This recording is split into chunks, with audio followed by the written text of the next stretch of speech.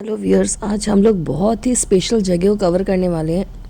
आज हमें महाराष्ट्र में अरेबियन सी के किनारे गोराई क्रीक के नज़दीक एक मौजूद है ग्लोबल विप्शियना पगोड़ा, जो बेहद ख़ास है। ये पूरे पगोड़ा पूरी तरह से गुंबदनुमा है। इसकी आकृति तैयार की गई है, ठीक है। और सबसे ख़ास बात यह है कि ये जो पूरी आकृति तैयार की गई है, इसमें कोई भी पिलर नहीं है, कोई भी बेस पिलर नहीं है।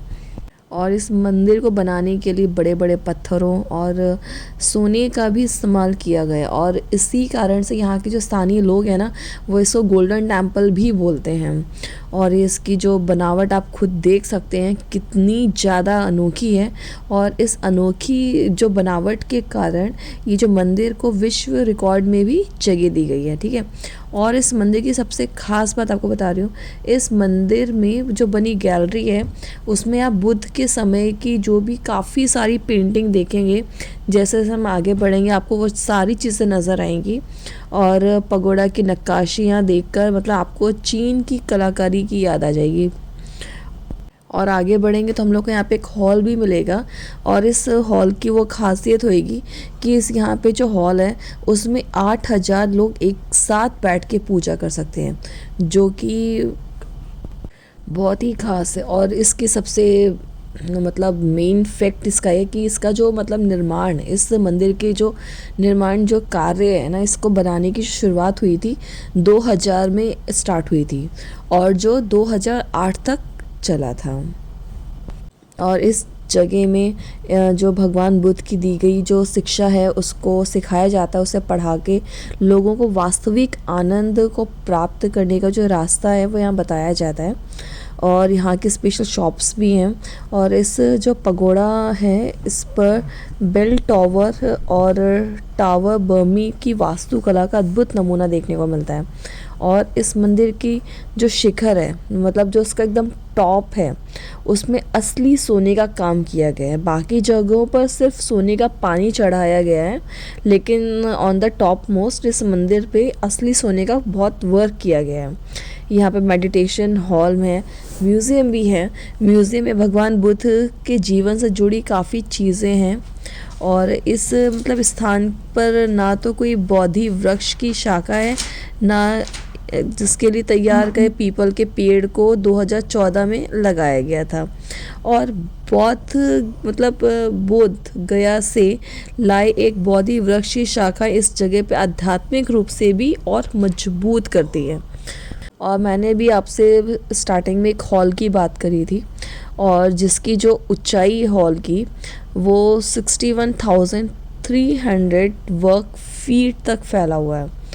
और ये इसके जो ऊपर की अगर बात करें, उसकी जो गुम्बद मीनार जो छत है वो 325 फीट ऊंची है। और यहीं पे जो बुद्ध जी के हैं के अवशेष भी रखे हुए हैं। और सबके मन में एक डाउट होता है कि इसको पगोड़ा ही क्यों कहा जाता है। तो वो इसलिए क्योंकि जिस स्थान पे बुद्ध के से जुड़े जो भी अवशेष रखे होते हैं ना, उसे पगोड़ा कहा जाता है। और इस स्थान पे बुद्ध जी की बहुत लंबी प्रतिमाएं हैं, जो मूर्ति हैं वो भी आपको देखने को मिल रही हैं। साइड में पार्क भी बहुत अच्छा सा है। और इस स्थान पे जैसे आप इस मूर्ति देख रहे जिसे खास कर एक संगमरमर का पत्थर है उससे बनाया गया है। और इसका जो आकार म्यांमार के श्वेदान गोदान पगोड़ा से प्रेरित है। और इसका जो निर्माण वर्ष आपको मैं बता ही चुकी हूँ कितना हुआ था। 2000 से स्टार्ट हुआ था, 2008 तक चला था। जैसे मैं आपको पहले ही बता चुकी हूँ कि भारत के प्रमुख नगर मुंबई के बोरीवली गोराई बीच के पास स्थित है, और जिसमें गौतम बुद्ध जी के विचारों और ज्ञान का प्रसार कर रहा है ये मंदिर। और ये विश्व का सबसे बड़ा ध्यान केंद्र है। और सबसे ख़ास बात कि 8 फरवरी 2009 में भारत की जो उसके समय तत्कालीन जो राष्ट्रपति थी प्रतिभा पाटिल जी ने पगोड़ा जो टेम्पल है उसका उद्घाटन किया था। और ये ग्लोबल विप्शियना पगोड़ा के बने हुए लगभग 8 साल लगे थे, जो मैं आपको पहले ही 2 बार बता चुकी हूँ। पगोड़ा को प्राचीन भारत और आधुनिक तकनीक दोनों का उपयोग करके दोनों की हेल्प के साथ बनाया गया है ताकि इसे सदियों तक खड़ा किया जा सके, पीछे कुछ भी इसके साथ कुछ भी अनहोनी ना हो।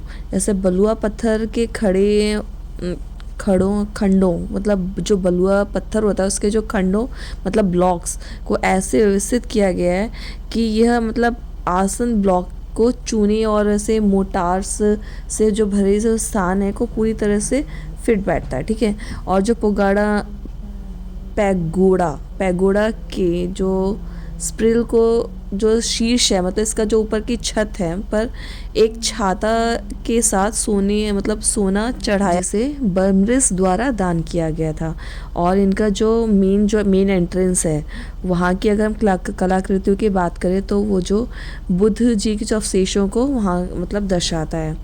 और ऐसे पगोड़ा जैसे बुद्ध के उपदेशों को फैलाने के उद्देश्य से बनाया गया था, ठीक है। और इनकी जो संरचना म्यांमार के युआंग में शेवदान पैगोडा की एक सटीक मतलब प्रतिकृति है। और ऐसे पगोड़ा का उद्देश्य बर्मा के बाद विपश्यना की प्राचीन जो प्रथा की जो संरक्षित करना है, ठीक है। और इच्छुक लोगों को ध्यान रखते हुए मतलब यहाँ पे कोई भी मतलब एंट्रेंस फीस नहीं लगाई गई है।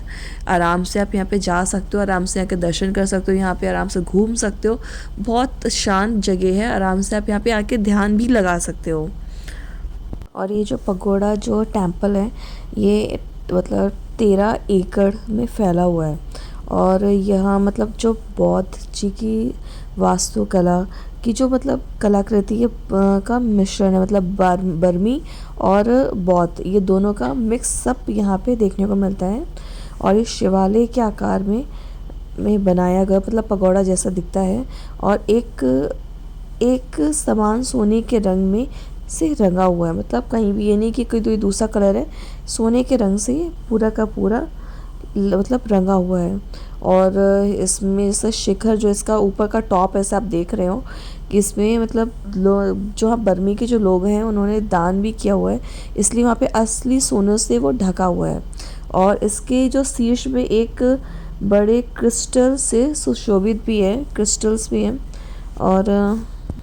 और आपने इस चीज़ को नोटिस जब भी आप यहाँ पे आओगे ना आपको 24 घंटे मतलब जब तक आप रहोगे घंटियों की आवाज़ ऑटोमेटिक सुनाई देती रहेगी, क्योंकि इसके जो टॉप में काफ़ी ऐसे इस तरह की विंड चेन्स लगी हुई हैं।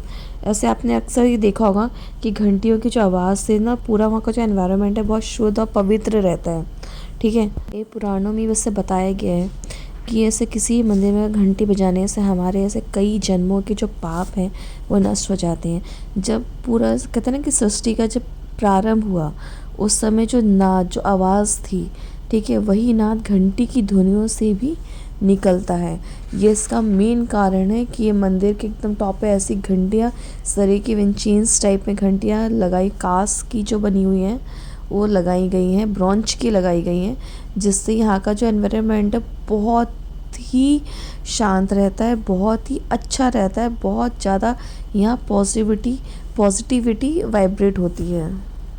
और एक बात का आपको खास ध्यान रखना है, यहाँ एंट्री फीस तो बिल्कुल भी नहीं है, लेकिन जब भी आप यहाँ पे विज़िट करते हैं, ठीक है, तो आपको अपनी वाटर बॉटल और कुछ भी इस तरह का मतलब थोड़ा रिफ़्रेशमेंट इस तरह की लेके जानी चाहिए।